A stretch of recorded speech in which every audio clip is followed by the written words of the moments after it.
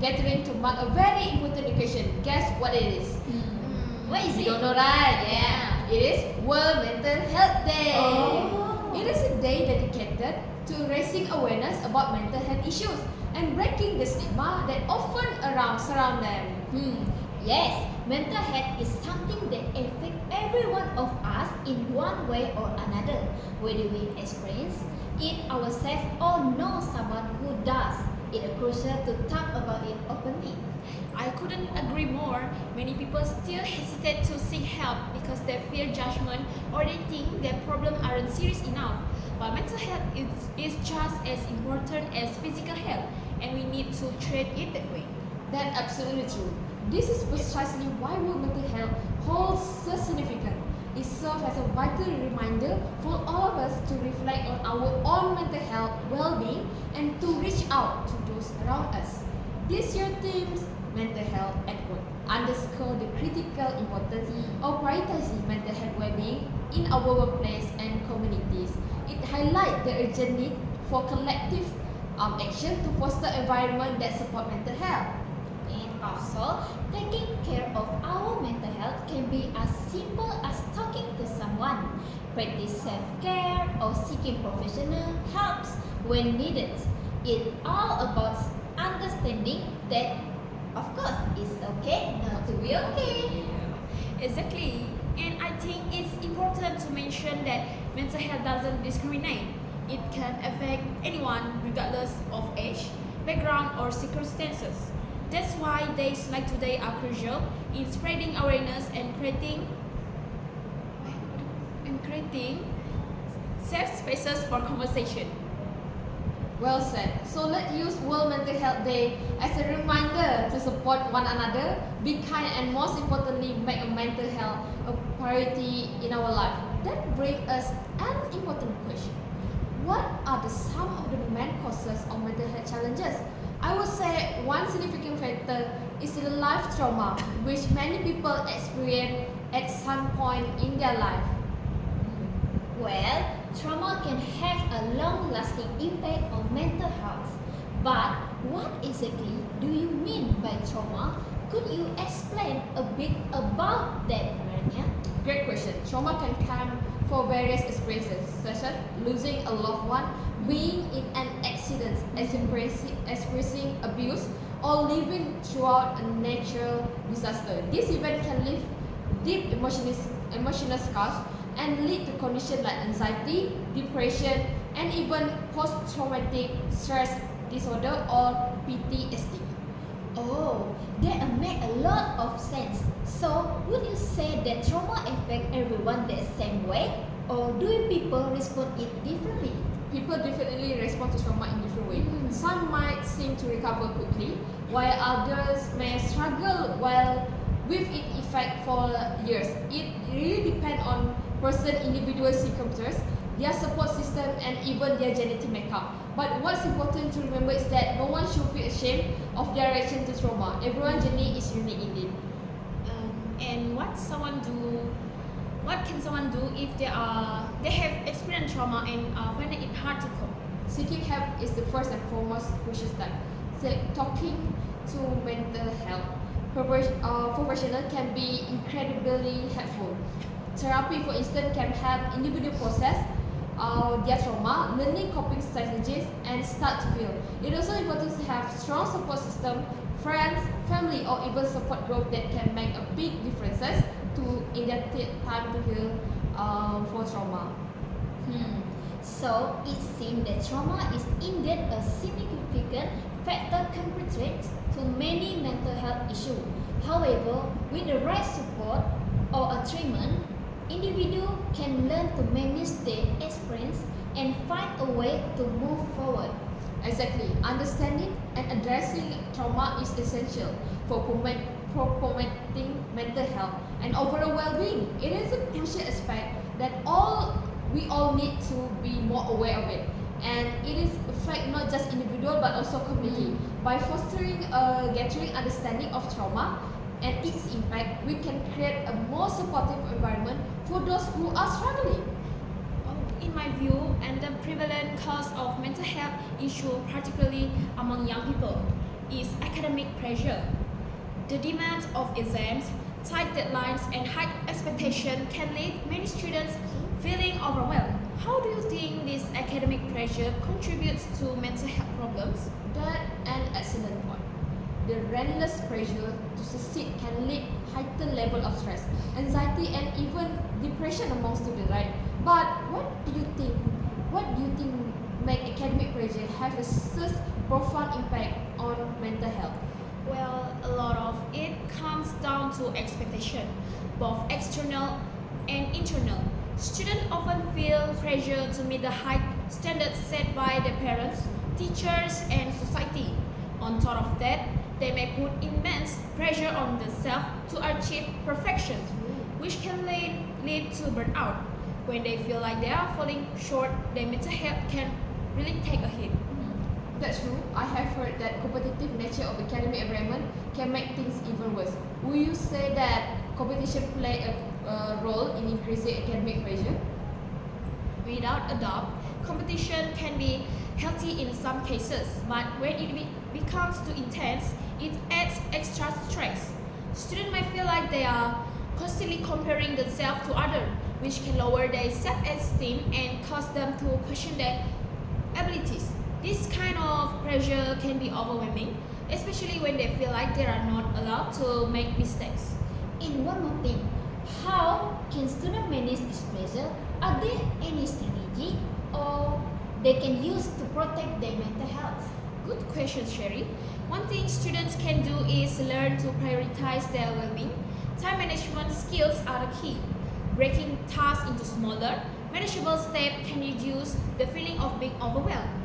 It's also important for them to understand that it's okay to ask for help, whether that's from teacher, friends, or mental health professionals.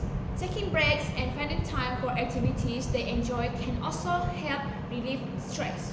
So, managing academic pressure is really about finding a balance and recognize when they need a support. It is essential for students to know that their mental health is more important than grades. Absolutely. Academic success is important, but it should never come at the cost of mental health. Students need to know that it's okay to take a step back and focus on their well-being. In my opinion, another way significant cause of mental health challenge among students is a toxic environment. For example, the free rider phenomena in group work can create a considerable stress and frustration. How do you think the free rider issue impact student mental health? That's a great point. When one or more group members don't contribute, it puts an unfair burden on the others. But how exactly does this situation affect the mental health or of those who end up doing all the work? Well, being in group with a free rider can lead to a feeling of stress and resentment.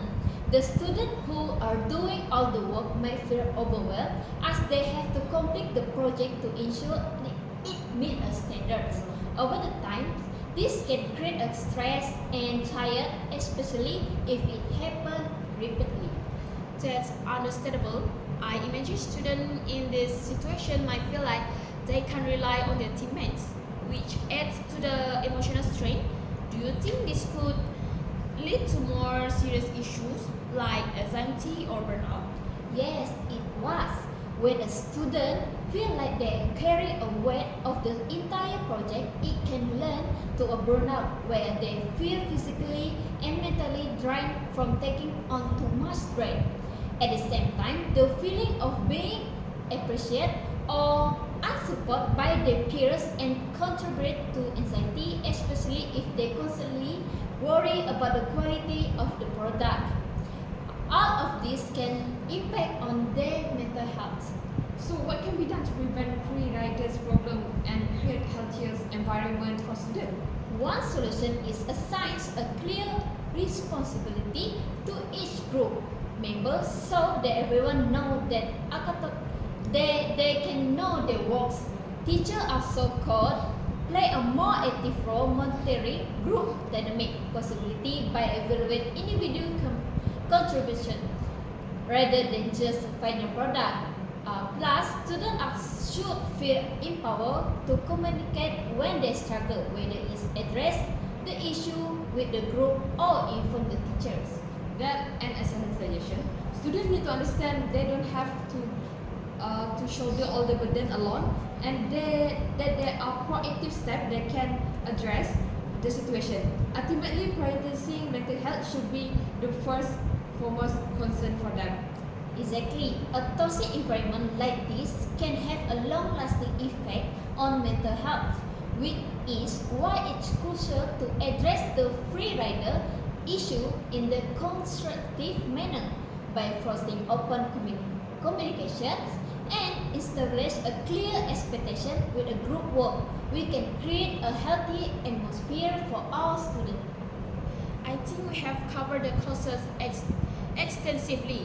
Now that we have examined some of the underlying factors contributing to mental health issues, let's shift our focus to potential solutions. What effective steps can we take to help overcome mental health challenges, particularly for students? That's a crucial question. There are several approaches, but I believe one of the key steps is to raise awareness and provide education on mental health. What's your perspective? How can increased awareness truly create an impact? Awareness is crucial. When people are more informed about mental health, they are less likely to stigmatize those who are struggling. It helps create a supportive environment where people feel safe seeking help. Schools, for example, can organize workshops or mental health days to raise awareness. But what else do you think can be done, particularly for the individual level? I also believe that coping mechanism and self-care routines is essential. Learn to manage stress, practicing mindfulness, taking regular break can make a significant difference. However, not everyone knows how to begin with self-care. So Sherry, in your opinion, how can students cultivate this coping mechanism? That's true. Developing a good coping mechanism takes time, but small habits like journaling, exercise, or even talking to friends can make a big difference. So, school could offer more support by teaching this technique in the curriculums. And how about you? Do you think that access of professional support is also key? Undoubtedly, access to mental health professionals such as counselors and therapists is indispensable.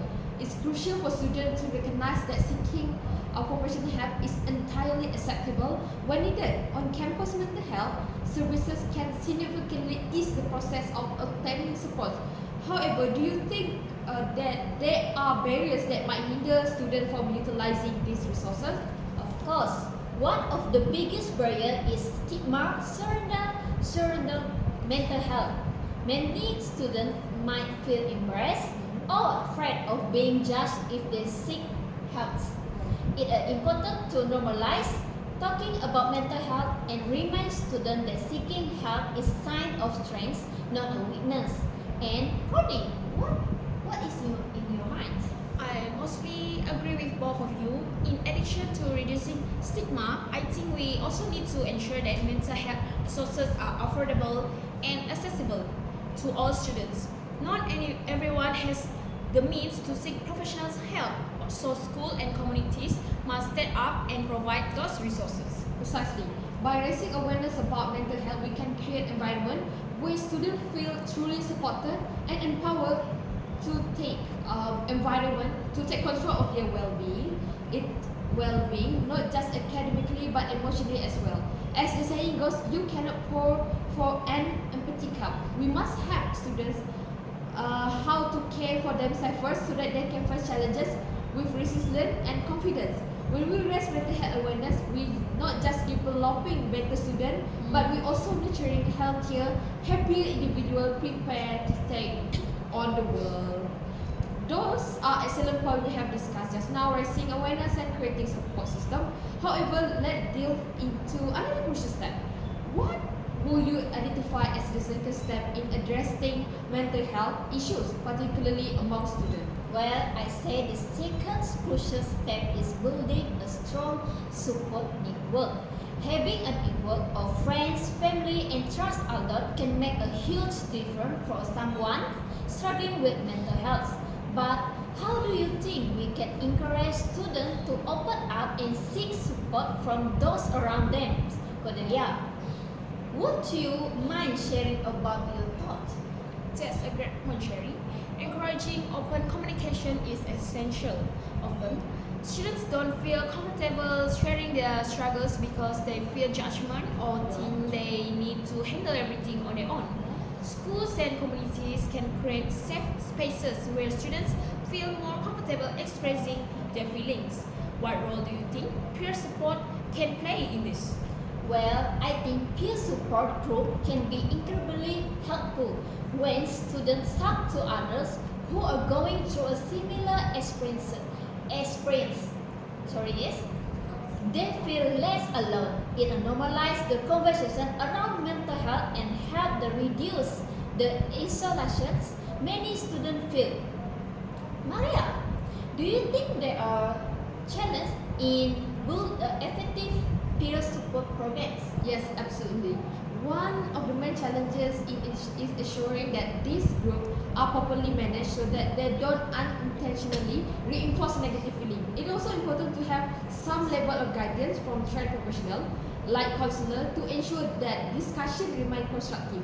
Beyond peer support, how important do you think the role of teachers and mentor in this context? True.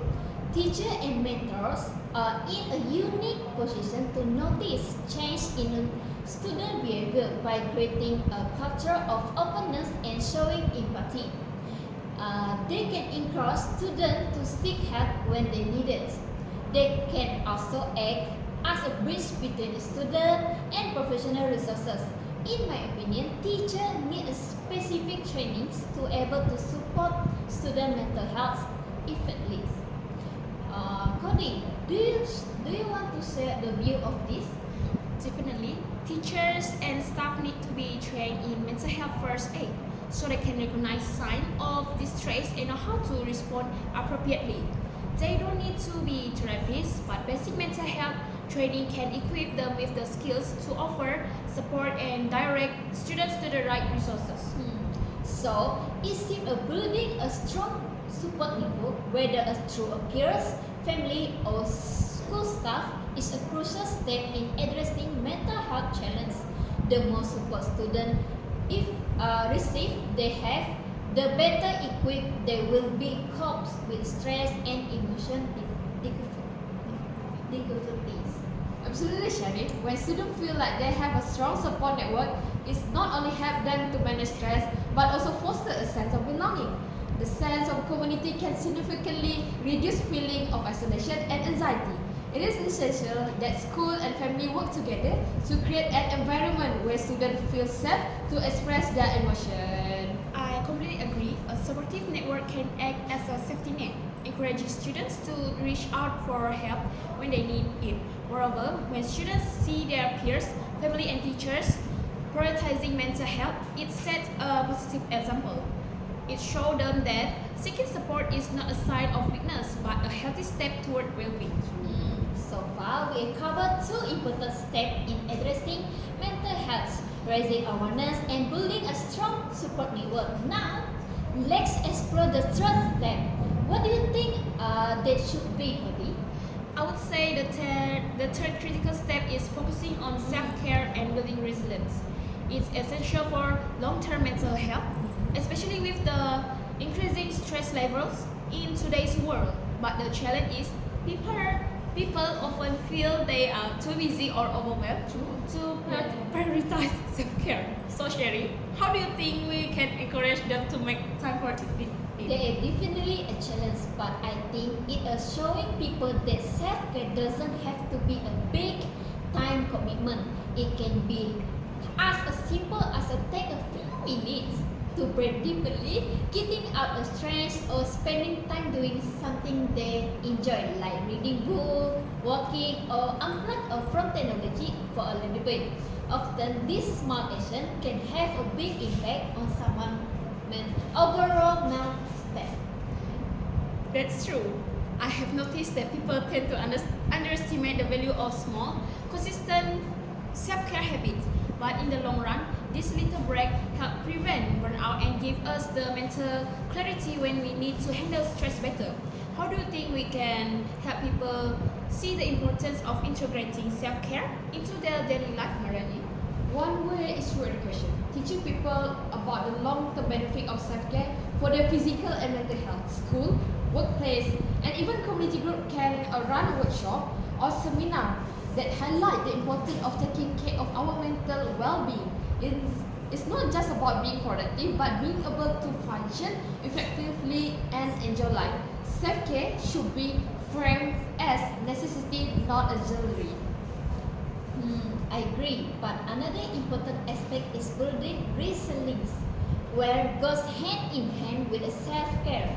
We cannot always control external stress, but we can control how we react to them.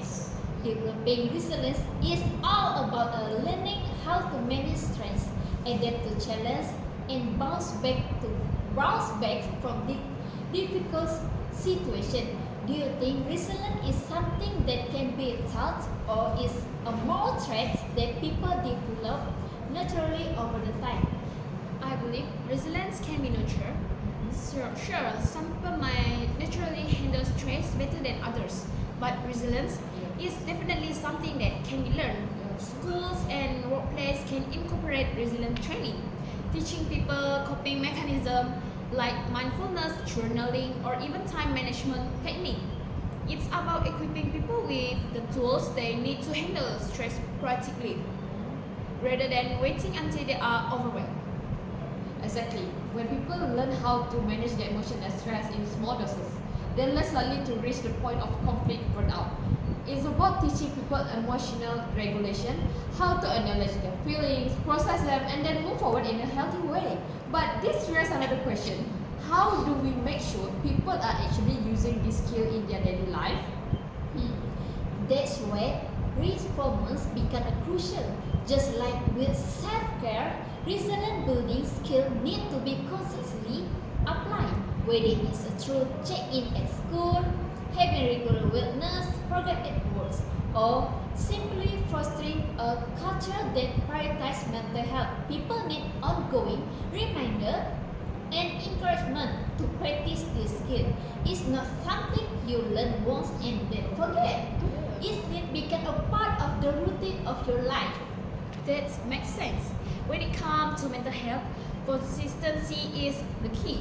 Having systems in place like regularly reminders or check-ins can really help reinforce the importance of self-care and resilience.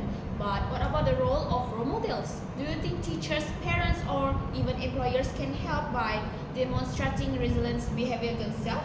Sure. When students or employees see the other people they look up managing stress in a healthy way, it set a powerful example. Role model can show it is okay to struggle, but what matters is how you deal with it. Whether the teacher is being open up about their challenges or employees show empathy during high stress situation, it creates a more understanding environment. But I wonder, how do we break the stigma that still surround talking about mental health, especially in the workplace? Well, it's a very huge issue. Mental health is still stigmatized in many places, and people fear being judged or seen as a weak if they admit they are struggling.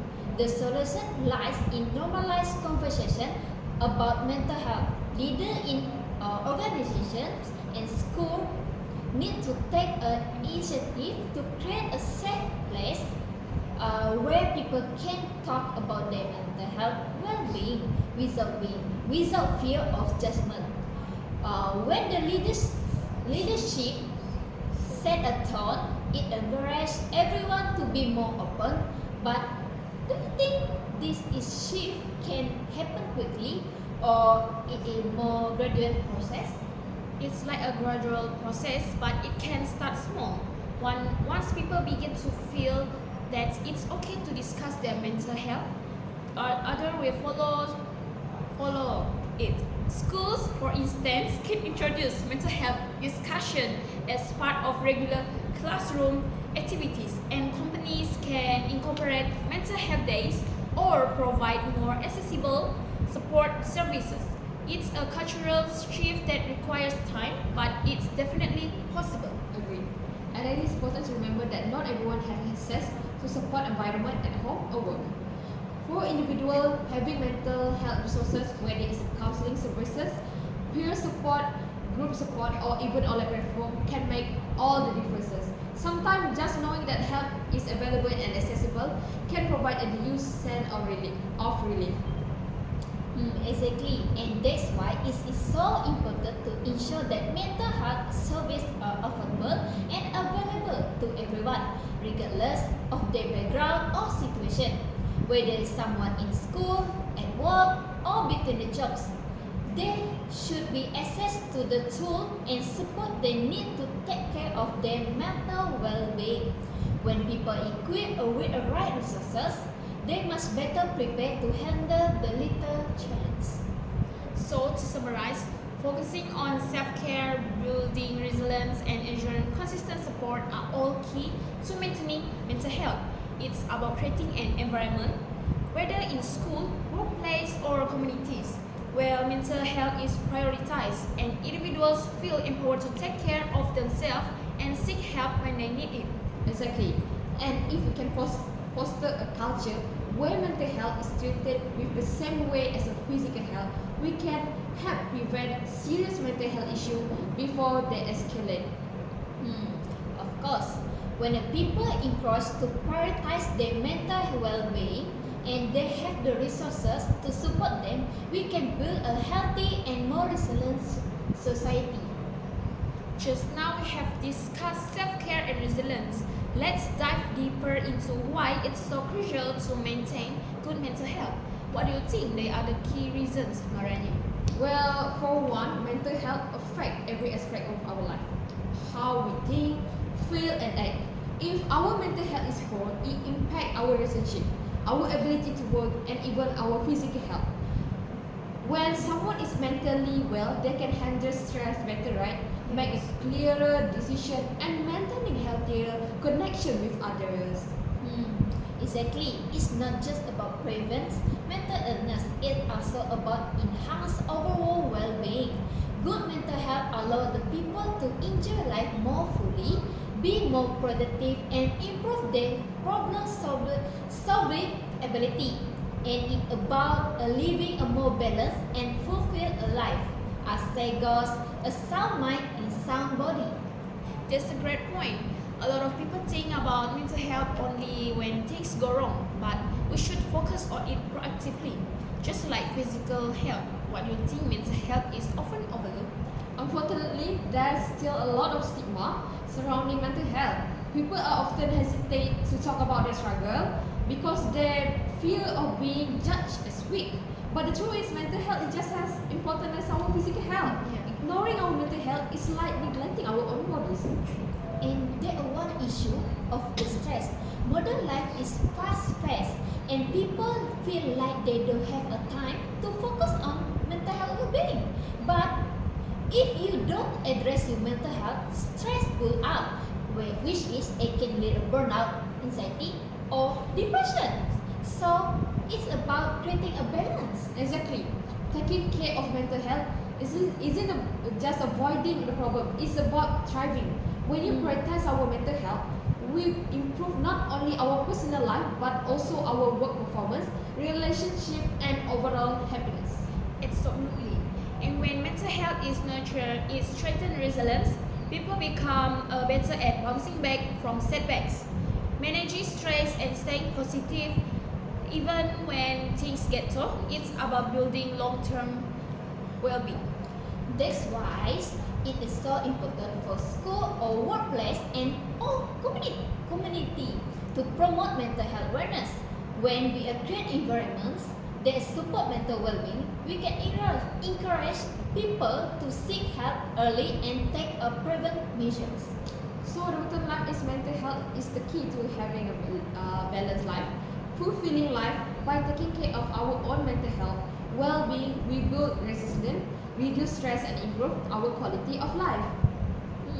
I agree with you, Narayana. It is settled that we view mental health as an integral part of overall well-being, just as we take care of our physical health through exercise and proper nutrition.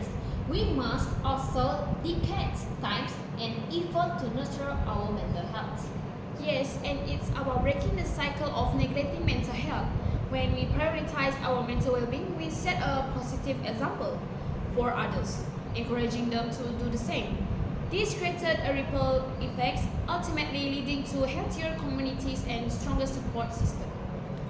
So we have talked about how mental health impacts every aspect of our life. What do you think is the second key reason for maintaining good mental health?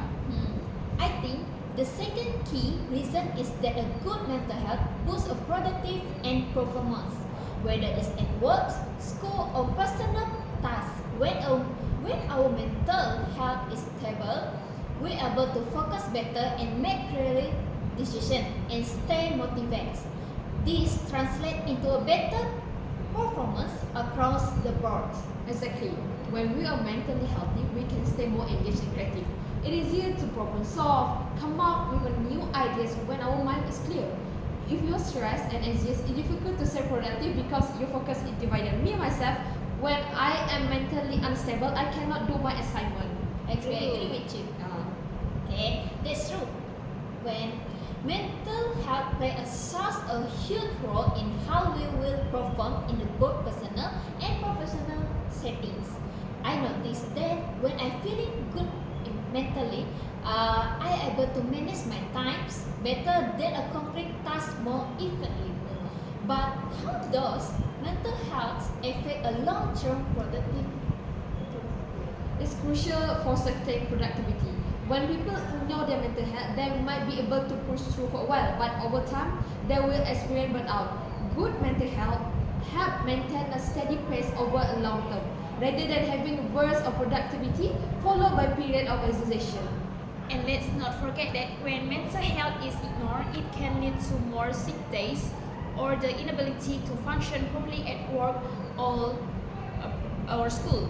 If employees or students are mentally unwell, they are more likely to take time off and their performance will suffer when they do show up.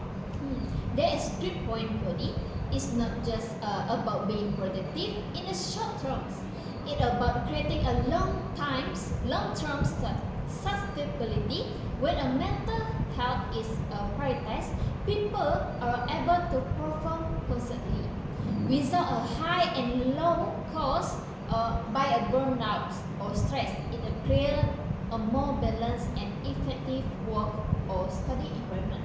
Yes, and employers and teachers who recognize the importance can create a supportive environment that encourage mental well-being, offering mental health resources, or even just fostering an open dialogue about stress and mental health can boost morale and keep productivity high. Exactly.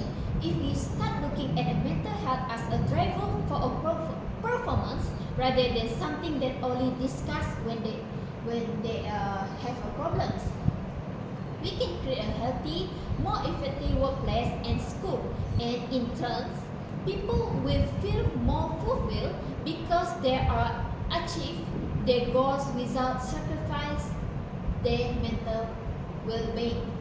So the second key importance of maintaining mental health is clear. It directly impacts productivity and performance, both in short and long term. A mentally healthy person is able to stay focused, motivated, and creative, leading to better outcomes in all areas of life. Absolutely. When our mental health in a good place, it enhances our ability to concentrate and think critically. As saying goes, a healthy mind, brain, a healthy life. This is not only boost for our productivity but also foster creativity, allowing us to approach problems with a fresh perspective. It's crucial for both personal and professional growth. It's true. Plus, when the people mentally healthy, they are more resilient to a setback and challenge.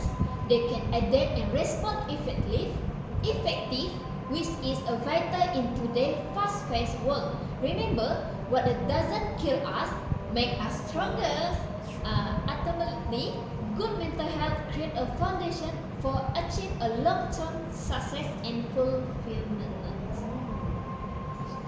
So, we talk about how mental health affect every aspect our life. Then, what would you say is the most important reason for maintaining good mental health? I believe one of the most crucial reason is that good mental health promotes emotional resilience. When we are mentally healthy, we develop the ability to bounce back from setbacks and cope with stress more effectively. As the saying goes, what doesn't kill you make you stronger. Absolutely. For instance, consider someone who faces challenges at work, such as difficult project or demanding deadline. If they have a good mental health, they're most likely to approach these challenges with positive mindset, viewing them as opportunity to learn and grow rather than something overwhelming obstacles. Yeah. Then, when we are emotional resilient, we can manage stress better than and manage a more balanced perspective. However, if someone is struggling with their mental health, they might become easily overwhelmed by similar challenges and struggle to find a way forward. Exactly. Emotional resilience enables us to navigate life ups and downs with greater ease. It's like having a mental toolkit equipped with strategies to cope with adversity, whether it's personal loss, job changes, or relationship issues. And let's not forget that cultivating emotional resilience isn't just about surviving tough time. It's about thriving. For example, individuals with strong mental health are more likely to seek support when they need it and to view setback as a temporary rather than permanent. Yeah. When we prioritize mental health, we can create a foundation for resilience. This allows us to take risks and pursue our goals with confidence. After all, a smooth sea never made a skilled sailor. Challenge have us grow. Absolutely. By fostering emotional resilience, we not only improve our individual well-being but also strengthen our relationship and communities. Resilient people can offer support to others and contribute positively to their surroundings. In a sense, promoting emotional resilience through good mental health equips us to handle life challenges more effectively. It empowers us to face diversity with strength and adaptability, ultimately leading to more fulfilling life. Exactly, Marina. When we cultivate emotional resilience, we create a ripple effect that not only benefit ourselves but also around us. Resilient individuals are often more compassionate and empathic. We strengthen community bonds. It's like a proverb say, a candle lost nothing by lighting another candle. Well said, Sherry. And I think it's important to recognize that building resilience is an ongoing process. It involves learning from our experiences, reflecting on challenges, and continually developing coping strategies. We should also encourage environments, be it at home, school, or work, where seeking help is normalized and celebrated. Absolutely. By promoting culture of openness, we not only help individuals become more resilient, but also foster a community where everyone feels supported. This ultimately leads to be a more understanding and compassionate society. And let's not forget that teacher resilience can start from a young age. If you equip children with those tools to handle challenge early on, they carry those skills into the adulthood, leading to healthy generation in future. That's true, Sherry. The earlier we instill these values, the better. It's about creating a mindset that embraces growth, learning, and perseverance. After all, as they say, fall 7 times, stand up 8. As a wrap up our discussion, let's summarize what we have talked about regarding mental health. We begin by looking at some common causes of mental health issues. What do you think are the main factor contributing to these challenges? One significant causes is stress, whether from academic pressure, work demand, or personal relationship. Over time, chronic stress can lead to anxiety, depression, and other mental health disorders. Additionally, traumatic experiences such as loss, abuse, or major life changes can be a profound impact on mental well-being. Right. Another important factor is social isolation. Many people today feel disconnected from others, which can worsen feeling of loneliness and depression. Lack of support from friends or family can make it harder to cope with life challenges. Those are valid points. So to address this issue, we discuss several steps to improve mental health, including raising awareness, building a support network, focusing on self-care, and cultivating resilience. Each of these steps plays a crucial role in fostering better mental health. Exactly.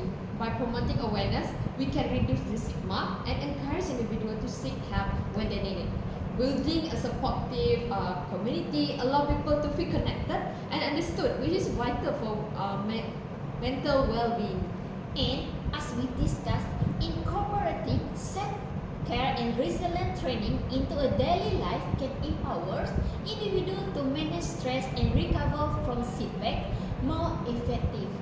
So this step create a foundation for a healthy coping mechanisms. Now, let's not forget the importance of maintaining good mental health. As we highlighted, good mental health enhance our overall quality of life, improve productivity and performance, and emotional resilience. It's all interconnected. Exactly. When we prioritize our mental well-being, we become more engaged, creative, and better equipped to handle life challenges. This allows us to build better connection with others and support each other during difficulties. In conclusion, addressing mental health is not just about solving problems when they arise. It's about creating a culture that values well-being and equip the individual to thrive. Understanding the cause, taking a proactive step, and recognize the importance of mental health can help us contribute to a healthy society. Well said. Let's continue to advocate for mental health awareness and support one another. As the saying goes, a healthy mind is a fertile ground for growth. Remember, taking care of your mental health is a sign of strength, not weakness. Together, we can foster an environment that promotes good mental health for everyone.